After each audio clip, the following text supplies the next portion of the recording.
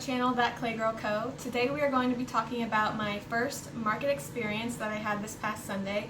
It was such a success for my first time out, no matter if people bought from me, if they took business cards, or if they complimented my booth and my work. It was such an awesome first experience and I can't wait to do more in the future. Also in this vlog, I'd like to share some of my market tips. Before I had this market, I looked up YouTube videos on tips and tricks for markets and what works for people and what didn't.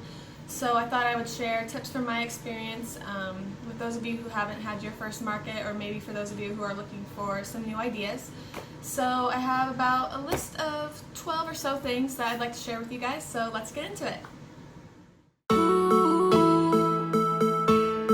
I am going to be doing my first market and I'm so excited to get a table and figure out how I'm going to set everything up. Yay!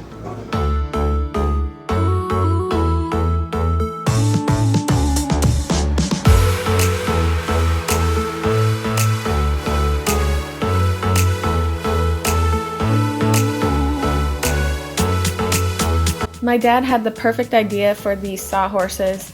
He was like, oh my gosh, you should so put your marketing of your social media on the front of these, and that's what I did. I cut them out on my Cricut and then put them on there with washi tape because I didn't have transferred paper, but he had the perfect idea and I love how it turned out. I also went ahead and added my website as well as what my business actually is, which is handmade clay accessories.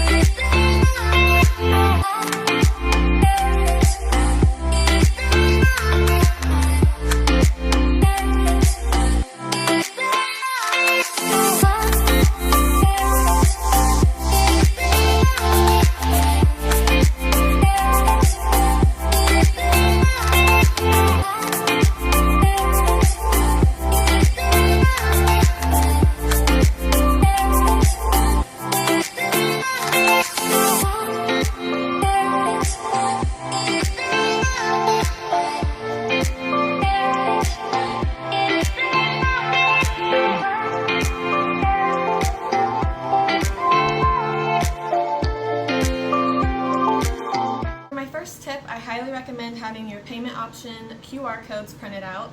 I had one for my Venmo and my PayPal. I also had the Square reader. I got this a while back when they were doing a promotion for if you open an account you get a free card reader. But right now they are only $10, which is a really good deal considering the amount of people that use cards. So also with this, a sticker came with that I offered the Square and what cards were accepted. So this is a really good little guy to use for markets. Also, I will have a referral link below, so if you open up a Square account, you will get $1,000 in free fee processing. So for any time someone swipes a card, you will not be charged up to $1,000. Since I mentioned Square, I thought I would do a little tutorial for you guys and show you how I got my Square account set up and how I added all of my items to the account and how we can go about checking out customers. So this is what it looks like. You'll have your item grid once you have all of your items added.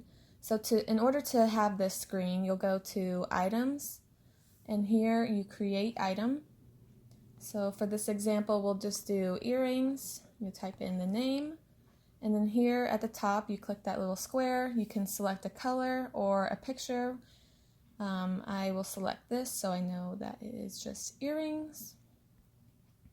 Then you'll scroll down and you'll have a few options, but I just did the price and then made sure that taxes was slid over, and you can select sales tax in your settings. So we'll select save, and once you have all your items created, you'll go to set up item grid, and here you can just add what we just made, then hit done.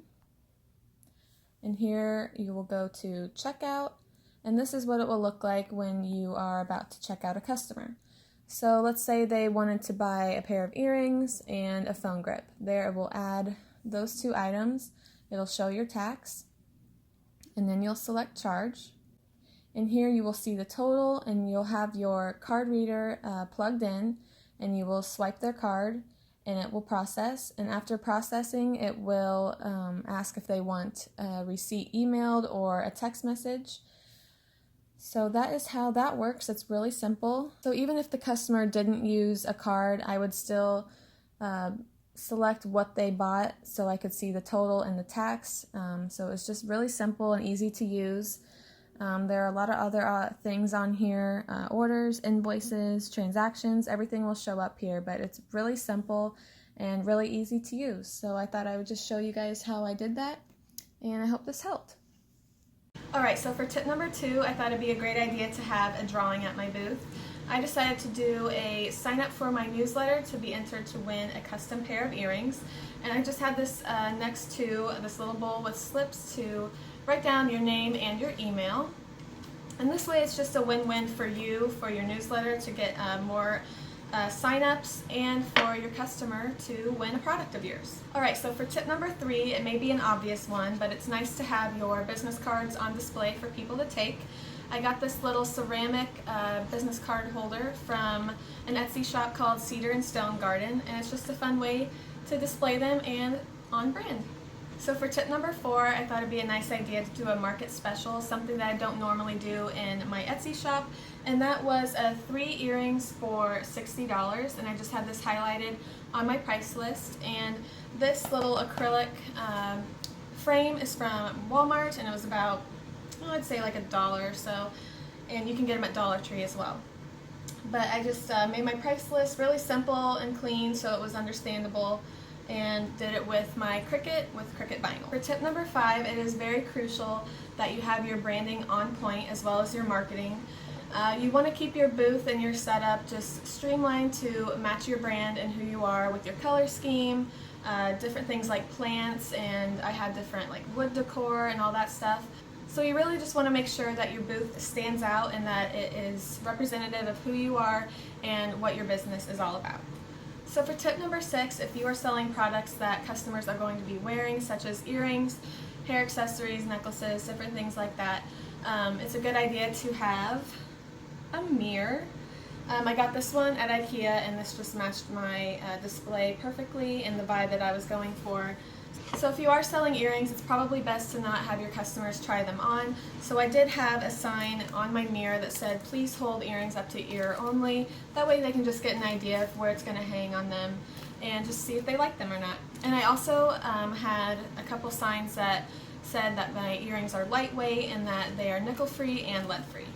So for tip number 7, it is very important that if you are selling something that you can wear, that you wear it too. So for me, I make earrings, and I wore this pair. It matched my business card and also my shirt, so I thought this was a good idea to go all out with the branding. I made my own shirt as well as a face mask. If you have to wear it, you might as well brand it. So it's important that you too show that you make it and you wear it. Alright, so for tip number 8, I decided to make an inventory checklist with the help of my sister, and this way I was able to keep track of what sold and to go back into my Etsy shop and remove things that sold, so if someone were to buy it, it didn't get mixed up and that it was already sold. So I just made a checklist for each product. I have a huge list for earrings, and then a separate one for stud packs, hair clips, and so on. And this is just a really nice way to stay organized, which I love to do. So for tip number 9, I highly suggest to practice your booth setup beforehand, so on the day of you're not scrambling with how you want to set it up. So it's probably one of the best parts of the process. I love designing my booth and how I wanted it to look. So if you just get an idea and take pictures of how exactly you want it to look, you're better off on the day of, and you won't have to be all nervous about how you're going to get it done. So for tip number 10, I thought it'd be a good idea to not only have the business cards in my customers' bags when they purchase, but also social media cards. I have these Work It for the Gram cards, and this will just make them more likely to post maybe when they get home or whenever they do wear your product. So I also wanted to include a coupon for my customers, and I made these cute little coupons with a coupon code for those that bought from me. I did a 10% off your next purchase in my Etsy shop, and that way they will go look at your shop and maybe buy again. And those 3 things are just a good little group to include in your bag.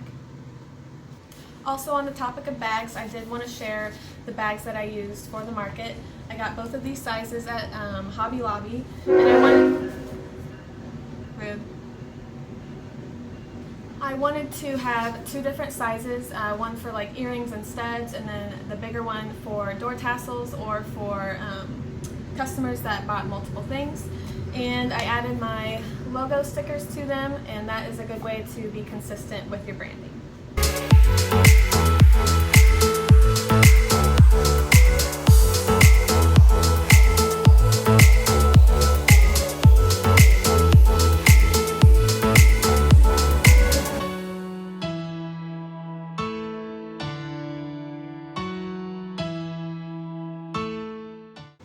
Alright, so finally for my last tip, tip number 11, I wanted to share with you how I packaged some of my products.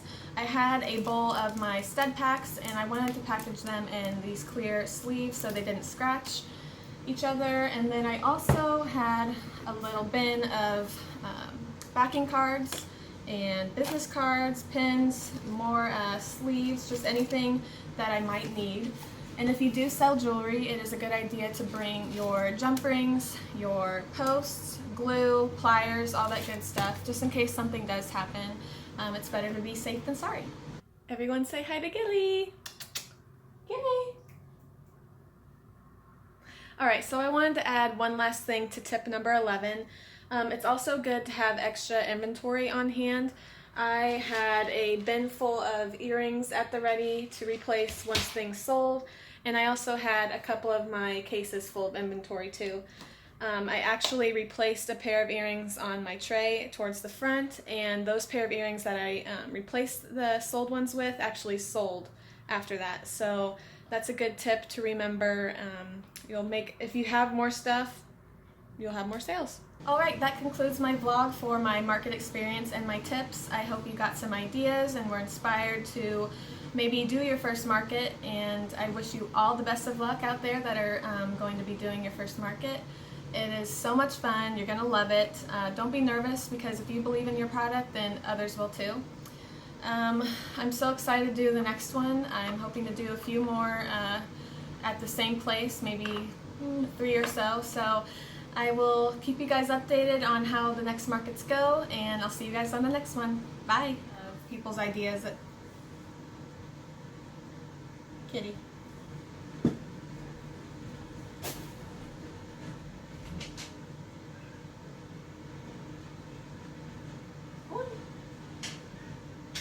Before I did this market, I looked up some music videos, and that's a wrap.